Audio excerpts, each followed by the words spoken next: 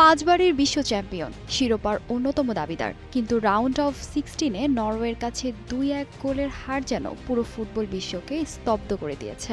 টানা ষষ্ঠবারের মতো ইউরোপের কোনো দলের কাছে হেরে বিদায় নিল ব্রাজিল। কিন্তু মাঠের বাইরে কি এমন ভুল হলো যার খেসারত দিতে হলো নেইমারদের? আজ জানাচ্ছি সেই 6টি বড় কারণ যা ফুটবল প্রেমীদের হৃদয়ে রক্তক্ষরণ ঘটাচ্ছে।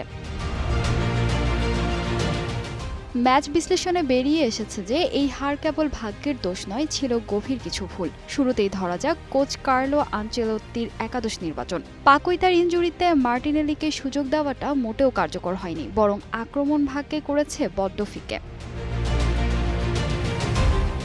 এরপর এসেছে পেনাল্টি মিসের সেই মুহূর্ত। দলের অভিজ্ঞ পেনাল্টি টেকার থাকতে ব্রুনো গুইমারেসের ওপর ভরসা রাখাটা ছিল চরম ভুল। এদিকে মাঠের লড়াইয়ে মিডফিল্ডের দখল পুরোপুরি ছিল নরওয়ের পায়ে।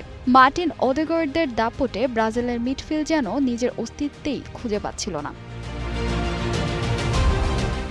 এর সাথে যোগ হয়েছে গোল করার সহজ সুযোগগুলো বারবার নষ্ট করা। এনরিক কিংবা মার্টিনেল্লি কারোর বুট থেকেই সেদিন গোল বের হয়নি। আর বদলি খেলোয়াড় নামানোর সিদ্ধান্ত, ফর্মে থাকা গুইমারেসকে তুলে নেওয়াটা ছিল ম্যাচের অন্যতম বিতর্কিত সিদ্ধান্ত।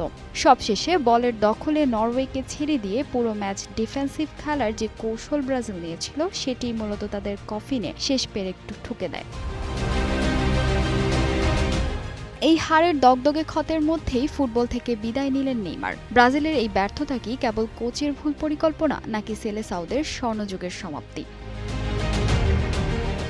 ফাহিমা সুরভি, নিউজ ডেস্ক, গ্লোবাল টেলিভিশন।